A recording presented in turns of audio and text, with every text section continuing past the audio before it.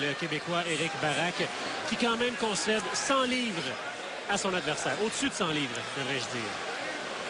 Oui, ça pourrait être intéressant de voir justement, même avec le transfert de poids debout, un 100 livres de plus, c'est un gros transfert de poids ici. Et c'est parti, messieurs. Butterbean contre Eric Esch.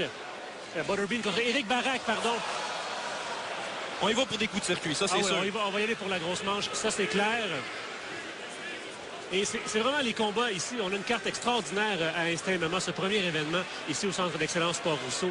Et les 3 combats principaux sont tout simplement extraordinaires. Vraiment, on a hâte de voir ces combats-là. Et celui-là en particulier, Butterbean, qui est une attraction, qui est un phénomène. Patrick, vraiment, c'est impressionnant de le voir. Oui, Butterbean qui était le nom sur toutes les lèvres depuis quelques jours. Une feinte. Toute une feinte ici de la part de Butterbean. Une feinte de coup de pied. Comme... Les gens à la télé, si vous voyez, si vous étiez ici présent, vous sauriez à quel point c'est électrisant juste le fait d'avoir Butterbean dans la cage. En effet, que pendant qu'il faisait son entrée, on a vu plusieurs caméras et téléphones cellulaires qui sont sortis. Les gens sont très excités de voir Butterbean en direct. Et là, quand même, on s'étudie. Il n'y a pas personne là, qui décide d'y aller. En fait, oui, on y va pour le gros coup, ça c'est sûr. Quelques bons jabs d'Éric Barak, quand même. Oui, parce que pour Butterbean, c'est difficile. C'est toujours battu de la même manière. On dirait qu'il accote ses avant-bras sur son chest, qui n'est pas nécessairement très haut. Alors, ça fait que ses bras sont très bas. Protège pas son visage. Alors, Barak a la chance de pouvoir lancer des bons jabs. Ça, c'était rapide comme gauche. Ça, c'était très, très, très rapide. Mais Barak, évidemment, doit s'approcher pour être capable de placer son jab. Et là, rentre dans la portée, dans la garde. Oh, quelques bons jabs. Voilà. Butterbean qui n'est aucunement impressionné. Non, pas du tout. Alors, c'est maintenant qu'on pourrait voir que ça pourrait décoller le combat parce que Butterbean vient de sentir la force d'Éric Barak et ne semble pas l'avoir impressionné. Seul le temps nous dira si ces coups ont réellement porté. Et là, Barak, il va là, de petits pas de danse. Mais Butterbean maintenant commence à couper la cage en sa faveur. Oui. Mais ça pourrait peut-être faire partie de la stratégie de Barak. D'ailleurs, affronte quand même un homme de 45 ans qui a beaucoup de poids pour tenter de le fatiguer ici au premier round pour essayer de l'emporter un peu plus tard. Effectivement, mais la manière que Butterbean se déplace, ça ne demande pas beaucoup d'énergie. On va vraiment, Barak, il va vraiment pour la boxe. C'est un combat de boxe qu'on est en train de voir pour l'instant. Et enfin, un petit coup de pied. Là, Butterbean, il va. Oh, tentative de guillotine ici. On voit ici Barak qui tient les shirts. L'arbitre devrait avertir. Tout à fait. Tentative d'étranglement. On ne peut pas agripper les culottes. Est-ce que l'arbitre va finalement déduire un point? Non, je ne pense pas. On est au corps à corps maintenant. Beau crochet de la main droite ici. Et là, Butterbean est sur son dos, mesdames et messieurs. Et là, comment va-t-il se sortir de cette position? Est-ce qu'il a été frappé durement ou est-ce qu'il a perdu l'équilibre? Non, il y a eu un bon crochet de la main gauche. Et à ce moment-là, lui a fait perdre l'équilibre ensuite. Est-ce que c'est ce qui a fait mal ou c'est lui qui s'est enfargé dans ses jambes? Et là, Barak qui donne droite par-dessus droite, par-dessus droite. Butterbean ne se défend pratiquement pas. L'arbitre qui est très, très tolérant. Et là, Butterbean qui se relève. Bon coup ici à la tête. Barak qui est très impressionnant. Tente d'aller chercher son dos. Butterbean qui tentait de s'agripper à la cage. Une tentative de soumission ici de la part d'Éric Barak. Est-ce qu'il s'y prend bien? Difficile à dire. Plus ou moins réussi. Butterbean. On voit un beau sourire avec un visage qui en dit long, disant qu'il n'est pas impressionné de Barak. Parce que pour les gens, pour comprendre, c'est que Butterbean n'était pas nécessairement en danger. C'est le fait qu'il y a beaucoup de misère à se relever. Une fois qu'il réussit à se relever, a démontré que ça ne l'a pas impressionné. Par contre, il ne faudrait pas que ça se reprenne à plusieurs reprises. On remarque qu'il a été extrêmement tolérant quand même. Butterbean semble favoriser une jambe, messieurs. Il semble avoir de la misère à se déplacer. Est-ce que justement Éric pourrait profiter de ça pour tenter de lui faire perdre l'équilibre et de le ramasser encore une fois sur son dos et de pouvoir passer à l'attaque à ce moment-là? Ça serait une stratégie très intelligente de la part de Barak. Le seul problème, c'est que Barak a été très clair qu'il veut se battre debout avec Butterbean. Oui.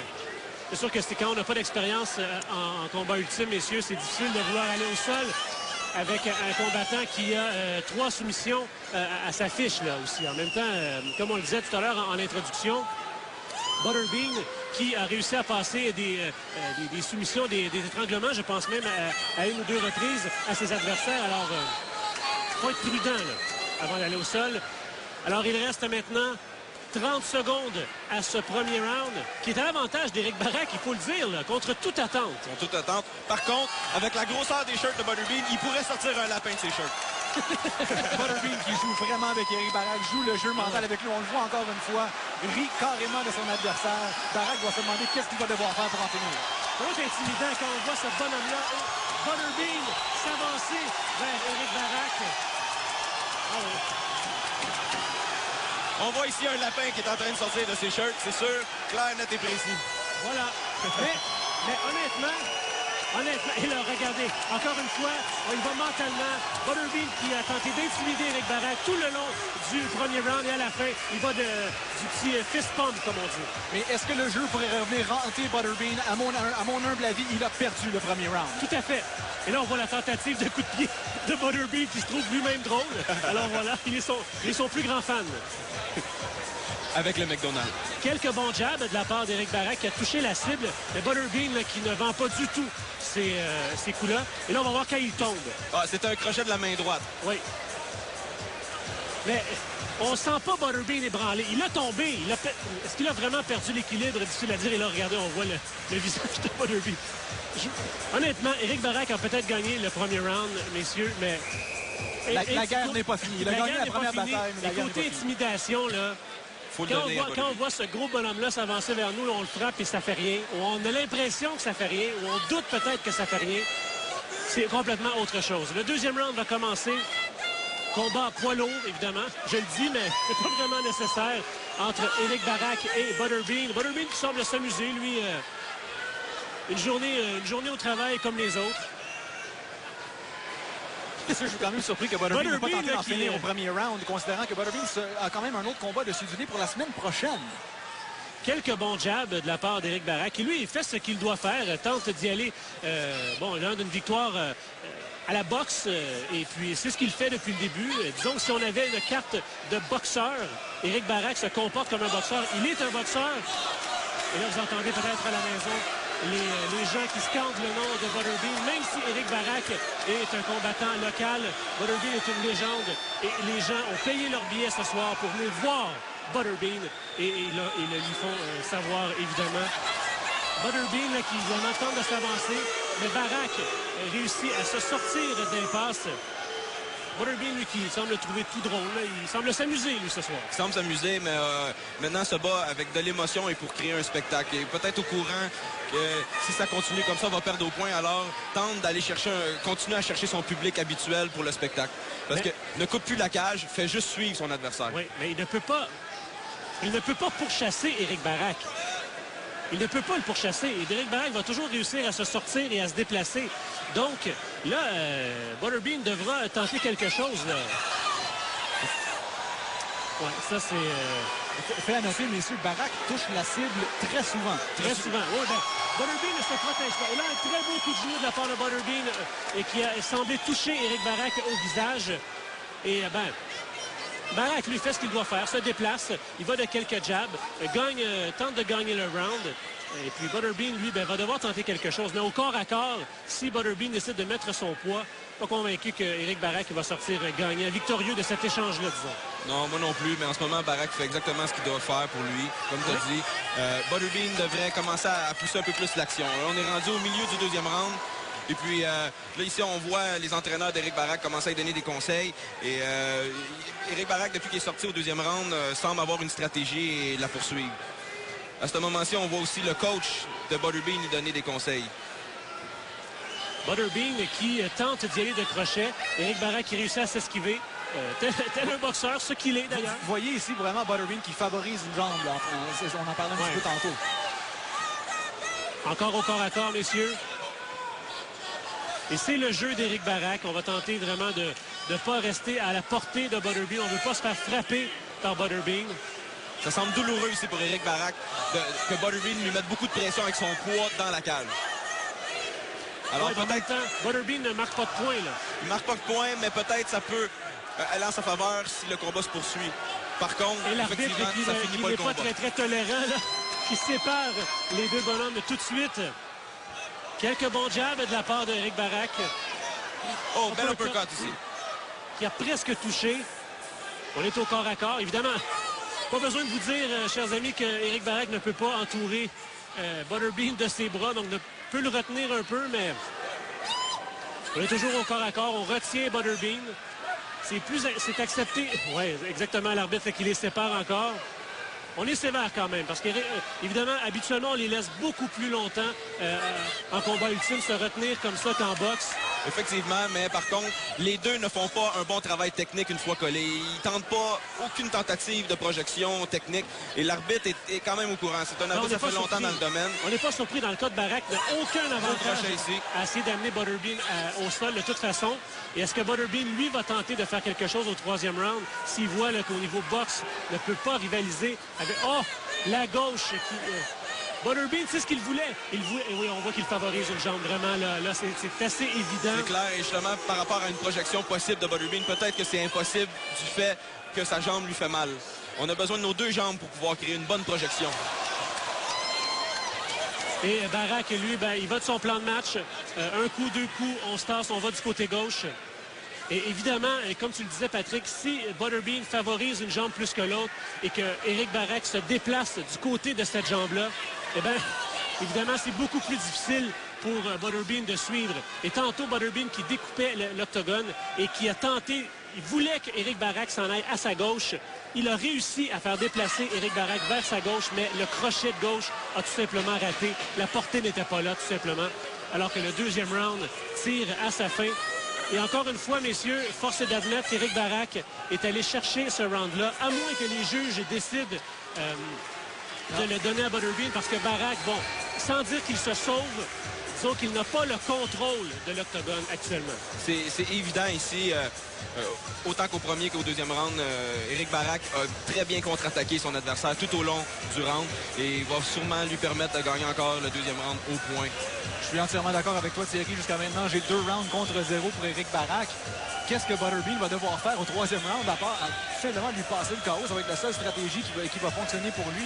Ce sera intéressant de voir s'il va être capable d'avancer assez rapidement pour le faire. On a vu justement, au premier round, Butterbean essayer de jouer une partie, une game mentale. Ça n'a pas fonctionné. Éric Barak suit son plan de match, reste calme.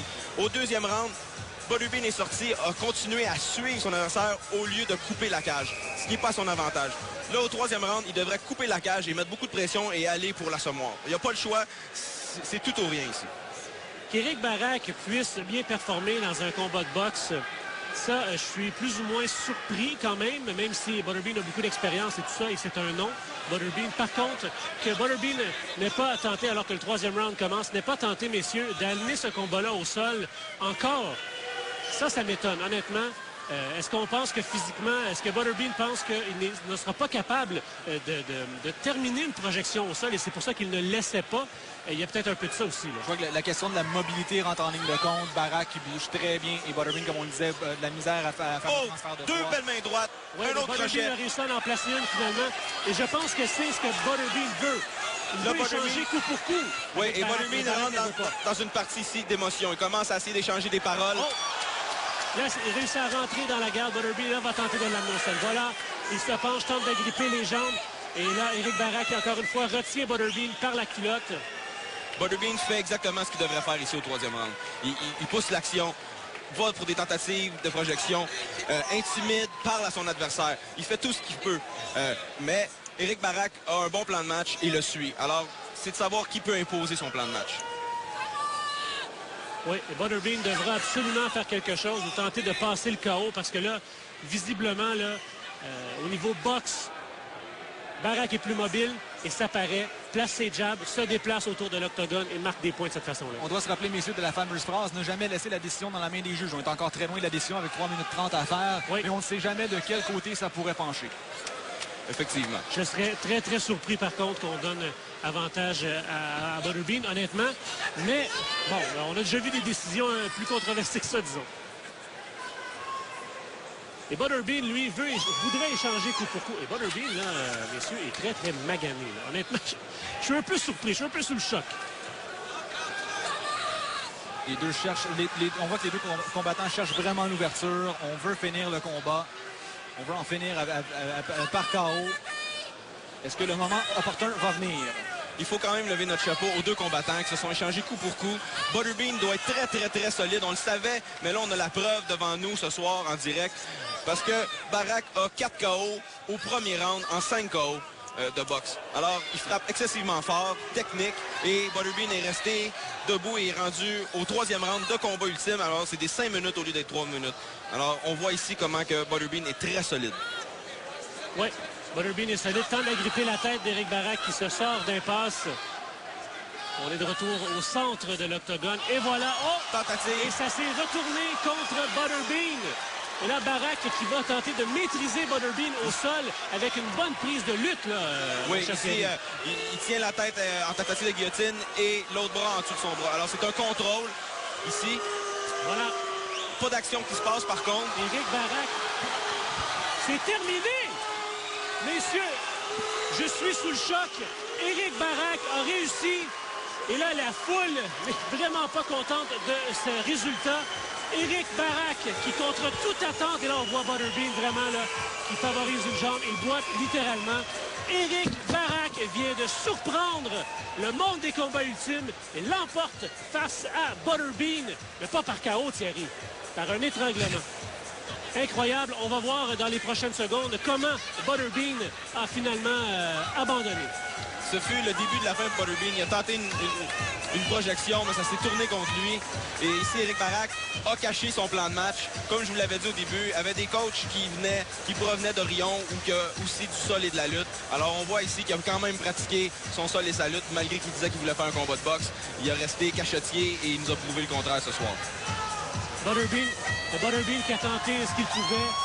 Il a finalement réussi à taper. Et tout de suite, après le combat, Butterbean qui a serré la main de son adversaire. Ça a été une belle bataille, une belle lutte, mais Éric Barak, surprenant à tous les niveaux.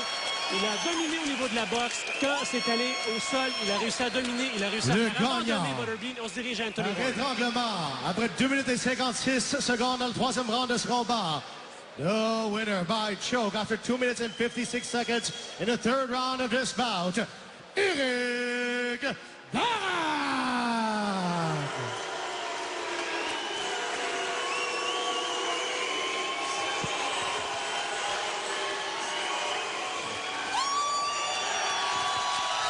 Et la foule est venue en grand nombre pour acclamer Butterbean. Eh bien, on voit l'amour des partisans envers Eric Esch. Butterbean, une légende des sports de combat. Patrick Lono maintenant est en combat. Alors, on est avec le grand gagnant du combat, Éric Barak. Éric, une victoire par étranglement au 3e round. C'était probablement la fin la moins anticipée de ce combat-là. Est-ce que c'était comme ça que tu voyais ça se terminer? Je voyais pas ça pantoute. J'ai voulu l'essayer, comme tout le monde a vu, sauf que j'ai vu que impossible de l'ébranler. Impossible. Tout un encaisseur, en effet. Dans une entrevue avant le combat, tu avais déclaré que c'était un contrat et pas une carrière. Étant donné la victoire de ce soir, est-ce qu'on pourrait te revoir te battre en combat ultime dans ta carrière? Écoute, pour l'instant, j'ai aucune idée de ce que je vais faire. Je vais juste passer du temps à la maison avec ma femme et mes enfants. Puis après ça, un jour à la fois, puis on verra qu'est-ce qui arrive. Puis je suis déçu un peu que les gens soient déçus, sauf que s'ils étaient à ma place, ils auraient fait la même affaire. Il fallait que j'utilise ma tête, puis non ma force, parce que ça n'aurait pas marché avec moi. Fait que je suis un boxeur intelligent, puis j'ai fait ce que j'avais à faire pour gagner. Tu as tout fait ce qu'il fallait en effet pour gagner. Félicitations. Mesdames et messieurs, votre gagnant, your winner, Éric Barak.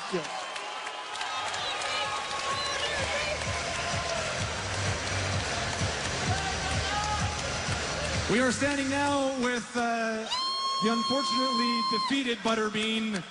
It seemed like Barak was able to hit you with some great shots, but you were able to laugh it off. How would you evaluate his punching power?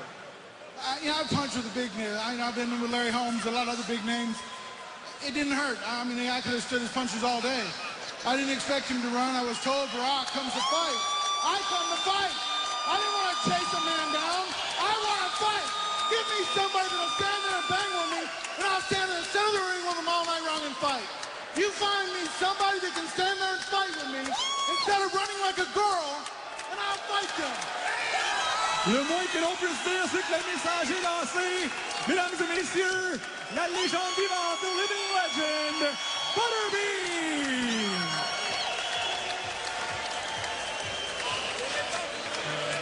Excusez, j'ai juste une autre chose à faire.